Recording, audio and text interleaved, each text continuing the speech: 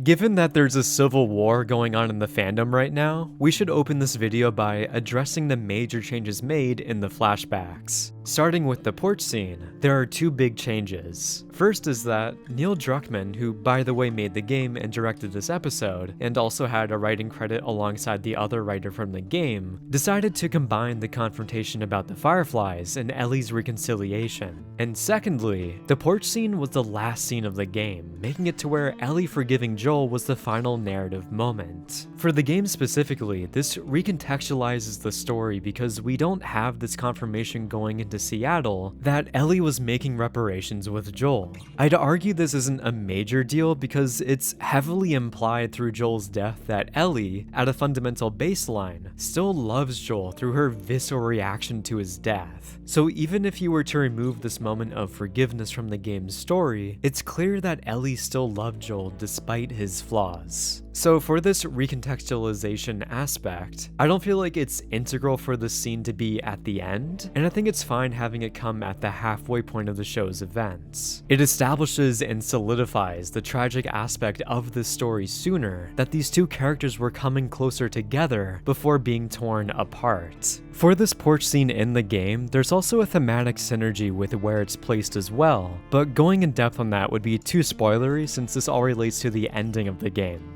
Just in general, I really like this scene as the ending in that medium, although I don't feel as strongly loyal as other people are towards it with it needing to be the last scene of the show. It still establishes all the narrative beats it needs to. Then the aspect I love that Neil Druckmann changed is the confrontation leading into the reconciliation. It allows a deeper emotional catharsis and keeps that momentum present throughout both halves of this scene, where these characters are dealing with an extremely dense topic. The game has Ellie run off and confront Joel at the Firefly hideout, and then that obviously all explodes and Ellie storms off. However, the show has, I'd argue, a more interesting approach that, dare I say, I liked more in that Neil Druckmann treats this narrative revelation with more nuance through Eugene's scene. First, they establish that Ellie is having doubts about Joel's answers, and then that confirmation comes about with Joel lying to her again. The same delivery he gives her back at the end of season 1. This being their breaking point is more interesting, and the second Joel lies again, you know that shit is going to hit the fan. That and the scene with Eugene was excellent. A great scenario and conundrum explored with two stark conflicting views, leading to a point of inevitable devastation. That shot of Eugene eclipsing Joel in the frame as well was brilliant, and this was an all-around great set piece to expose the underlying tension between Joel and Ellie. It's more complex than Ellie flat out approaching Joel about the past, and it's better having this naturally come up through one of Joel's actions. Then Ellie has that great agency when Gale arrives and rats out Joel that he killed her husband and defied his wishes. Ellie's final line in the scene is also gutting. You swore.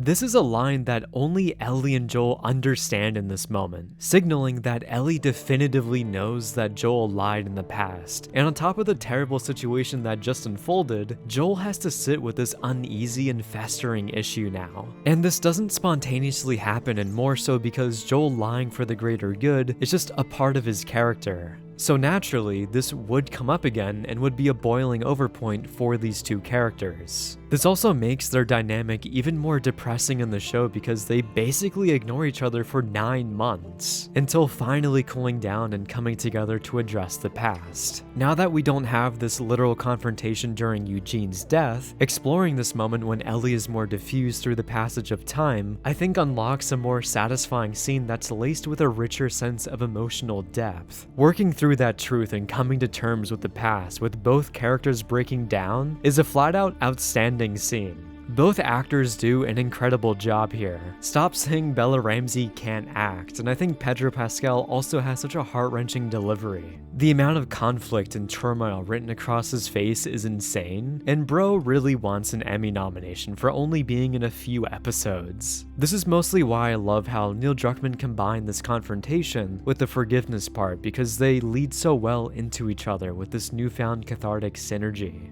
I'm crying on the set, and I'm looking around, other people are crying on the set, and I'm like, Fuck yeah, we did it.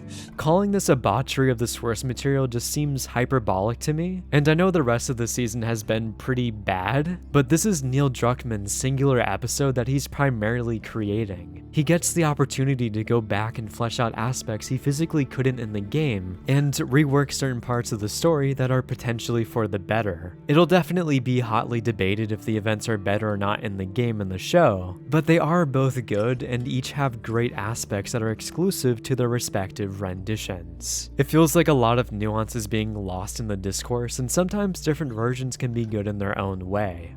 On the general topic of Neil Druckmann getting to go back and flesh things out, I like the emphasis being placed on Joel being a dad. There's really not enough time to explore this in the game, and I love the waning father and daughter dynamic they established. Not only is it a realistic dynamic of parenthood in general, the ultimate endpoint in Ellie lashing out goes hand in hand with her driving herself away from Joel. Not to mention that this gives more to chew on with Joel as a character, and him getting to realize being a dad again. The first scene was also interesting, but I honestly felt it wasn't that necessary outside of the wider thematic points of parenthood it establishes. We already knew that Joel heavily values being a lovely father, so I didn't really feel we got enough information out of this scene for it to justify being here. Tony Dalton, though, is an absolute treasure, and the second it was shown that he was Pedro Pascal's father was a perfect moment of casting. Moving on, the museum scene was pretty much perfect, easily and effortlessly captures the bliss and wholesomeness from the game. I honestly wish this moment of levity was longer though, because they put that emphasis on the dinosaur, but they only show one exhibit in the entire museum, which is a little underwhelming, and seeing Ellie's reaction to different exotic dinosaurs would have been fun. Tiny head. Joel, look. That is a hat on a dinosaur. It's called a hatasaur. Joel, Ellie.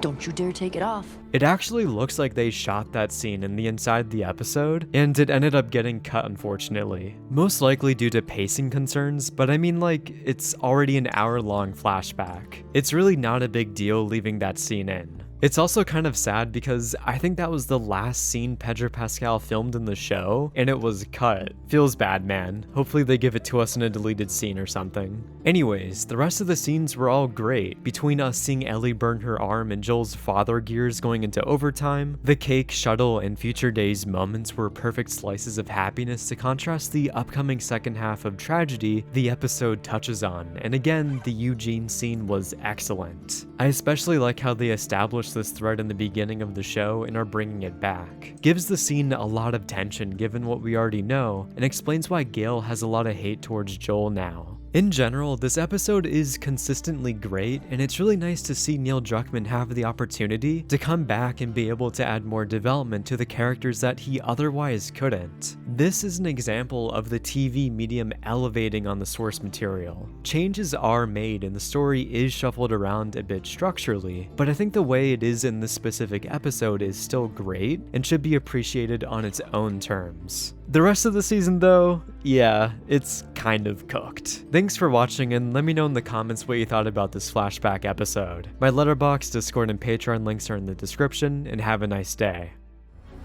Thank you as always to my outstanding top patrons, Logan Farmer and Simply Put.